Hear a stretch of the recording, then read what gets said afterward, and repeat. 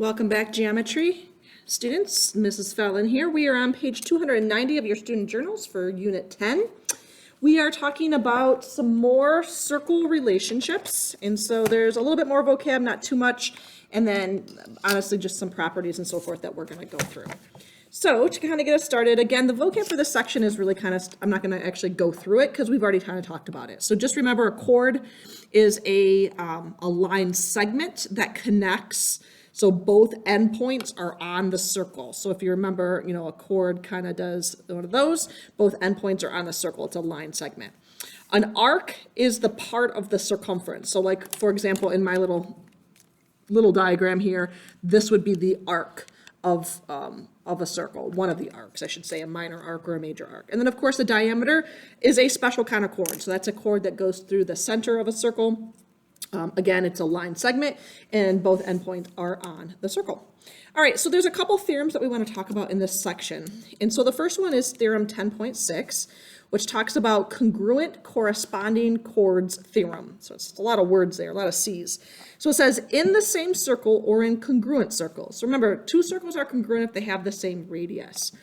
Two minor arcs are congruent if and only if their corresponding chords are congruent.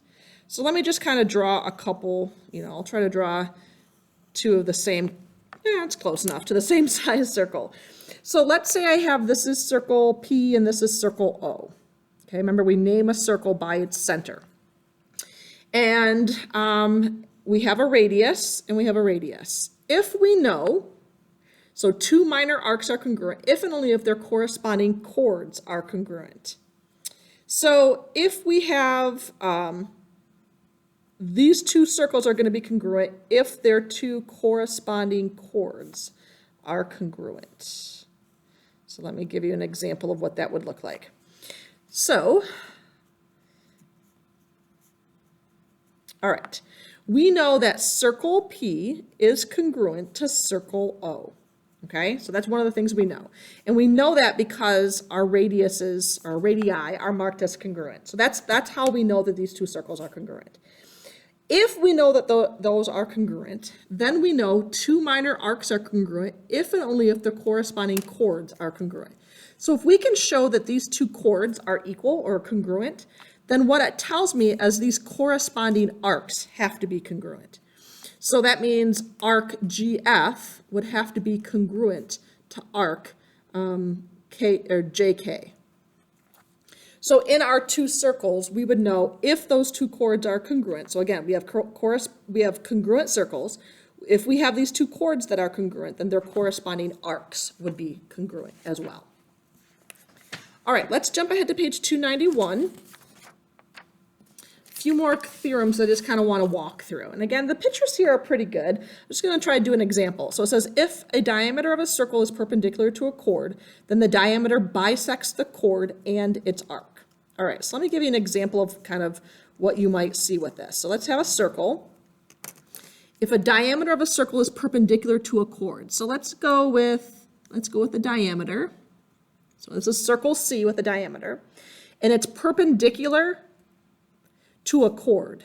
So again, perpendicular means that it's going to form a right angle here, right? So this has to be a right angle. So what we know about that, then it means the diameter bisects the chord and it bisects the arc.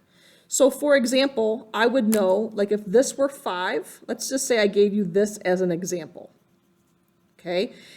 And I gave you this particular problem. What you would know from this is, given that this is a diameter, because it goes to the center, and this is a chord, and they are perpendicular to each other, then this piece has to be equal to this piece, and this arc has to be equal to that arc. So in my diagram, I would say A is going to equal 5, since those are equal, and B is going to equal 40 degrees, since those arcs have to be equal.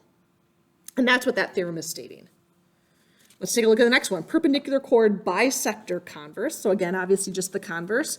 If one chord of a circle is perpendicular bisector of another chord, then the first chord is the diameter. So here's my circle. And if I have, again, they're kind of saying if I have two chords, so here's two chords, and these two chords are perpendicular bisectors of another. So in other words, you have to show that they're perpendicular and you have to show that one is being bisected. Then we know that this other chord here, C, has to be the diameter. And so again, how that's going to come into play is mostly like through a diagram. You're going to kind of look at that. But again, that's kind of the definition or what we're looking for in that particular theorem. All right, the next one on this page is 10.9, equidistant chords theorem. In the same circle or in congruent circles, two chords are congruent if and only if they are equidistant from the center. So here I have a circle, and I have two chords. So I'm going to call this chord A, B, and I'm going to call this chord X and Y, just so we have different letters, okay? So we know these two chords are congruent if and only if they are equidistant from the center.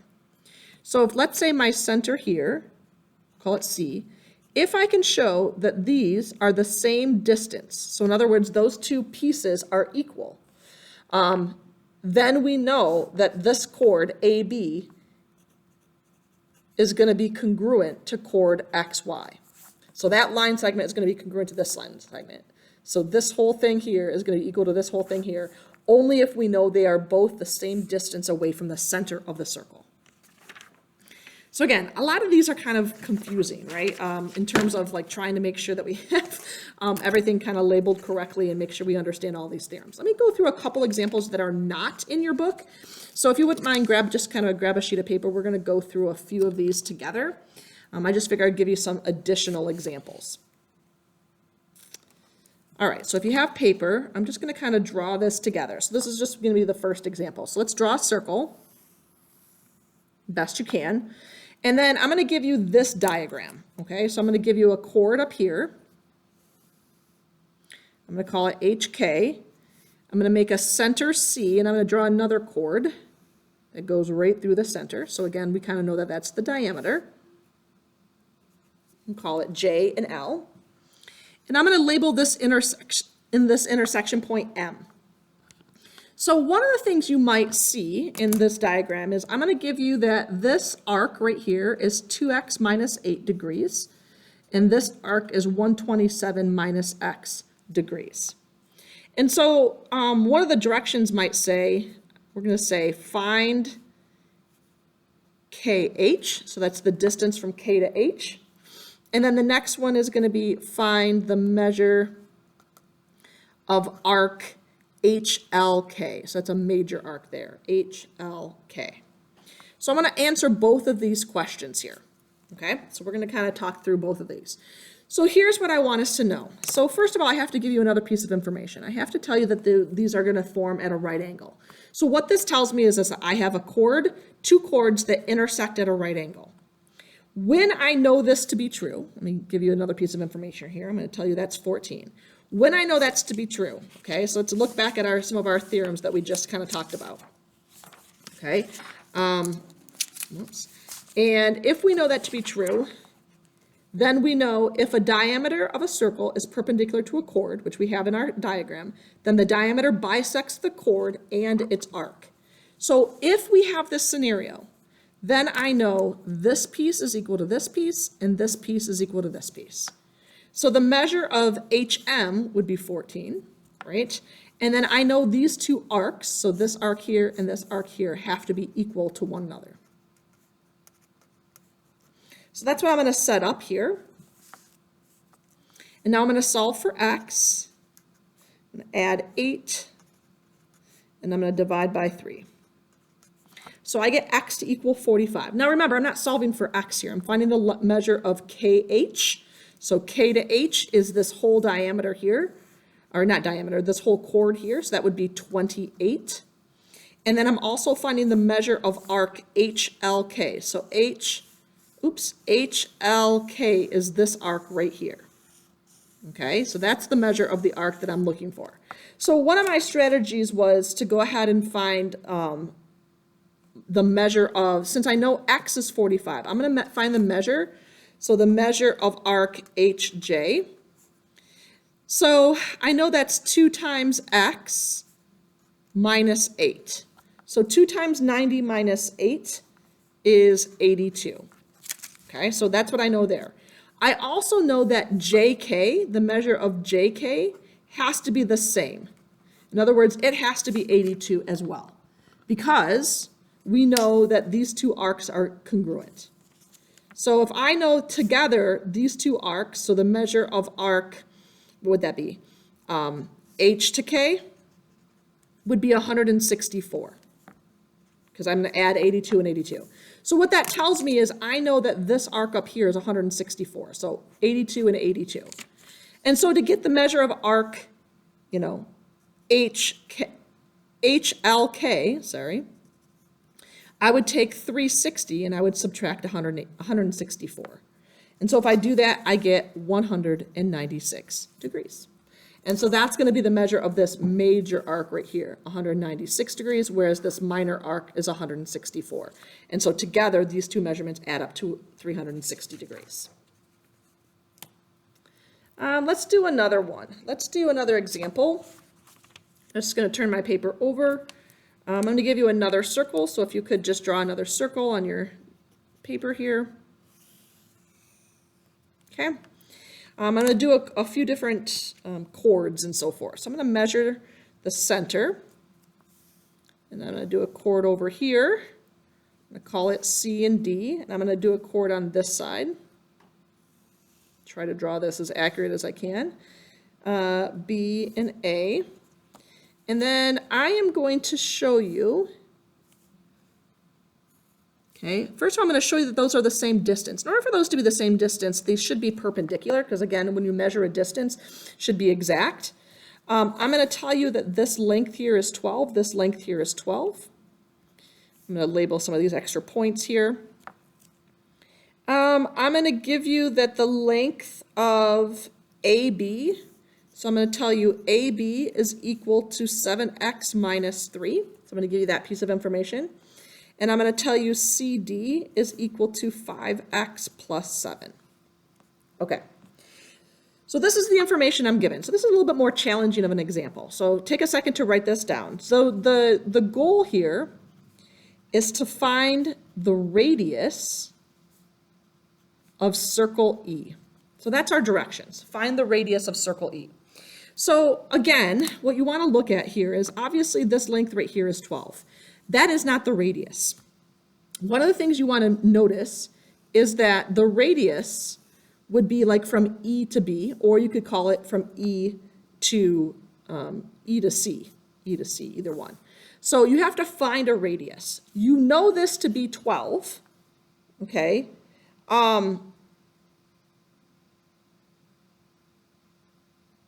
And you know this to be, let's see here.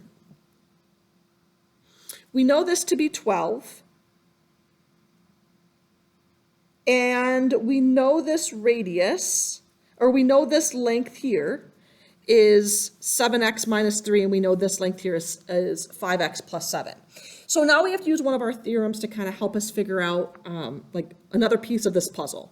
So if I know that these two chords, okay, so chord A, B, and C, D, I know those two chords are equal distant from the center. That's one of our theorems that we just talked about. If they're equal distance from the center, then I know those two chords have to be congruent. So what I'm going to do is I'm going to start by taking those two chords, so A, B, and C, D, and I'm going to set them equal to each other. So because of my theorem, these two chords, C, D, and A, B, are equal distance from the center, then they have to be have to be congruent to each other. So if we solve for x here, I'm going to get x to equal 5. So if x equals 5, let's figure out this distance right here. Because if I can figure out this distance here, I can use the Pythagorean theorem to figure out my length of my radius. So if A to B is 7x minus 3, and x is 5, so that's 7 times 5 minus 3, or in other words, 35 minus 3, which is 32. That's the whole length. A to B is 32. Half of that, right, so from P to B has to be 16. So half of 32 is 16. Now we have enough information to be able to solve for my radius. So now I'm going to go a squared plus b squared equals my radius squared. So I'm just going to call it be squared. So I'm going to get 256 plus 144. So that's 400. And then I'm going to square root both sides. And I get my radius to be 20. So what is the radius of our circle? It is 20 units long. So again, our plan here was to use the theorem that since we knew these two chords were equal distance from the center, they are equal to each other. So that's my first step. I set them equal to each other and I figured out what x was. I then substituted x back into one of my chords, right? So one of my measurements, and I figured out this whole length here was 35, and therefore half of it had to be 16.